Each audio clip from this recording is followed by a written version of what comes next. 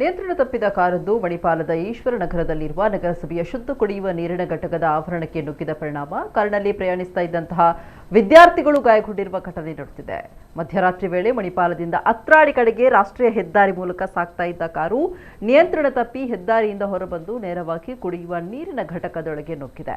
ಡಿಕ್ಕಿಯ ರಭಸಕ್ಕೆ ಕಾರಿನ ಏರ್ ಬ್ಯಾಗ್ಗಳು ತೆರೆದಿದ್ದು ಕಾರಿನ ಮುಂಭಾಗ ಸಂಪೂರ್ಣವಾಗಿ ನಜ್ಜುಗುಜ್ಜಾಗಿದೆ. ಕಾರಿನಲ್ಲಿದ್ದಂತಹ ವಿದ್ಯಾರ್ಥಿಗಳ ತಲೆಗೆ ಗಾಯಗಳಾಗಿದ್ದು ಗಾಯಾಳುಗಳನ್ನು ಆಸ್ಪತ್ರೆಗೆ ದಾಖಲಿಸಲಾಗಿದೆ. ಇದೇ ಸ್ಥಳದಲ್ಲಿ ಪದೇ ಪದೇ ಅಪಘಾತಗಳು ಸಂಭವಿಸ್ತಾ ಇದ್ದು ರಾಷ್ಟ್ರೀಯ ಹೆದ್ದಾರಿ ಕಾಮಗಾರಿ ಅಪೂರ್ಣವಾಗಿರುವುದು ಅಗತ್ಯ ತಡೆಗೋಡೆ ಹಾಗೂ ಎಚ್ಚರಿಕೆ ವ್ಯವಸ್ಥೆಗಳ ಕೊರತೆಯೇ ಇದಕ್ಕೆ ಪ್ರಮುಖ ಕಾರಣ ಆಗಿದೆ ಅಂತ ಸ್ಥಳೀಯರು ಆರೋಪಿಸಿದ್ದಾರೆ.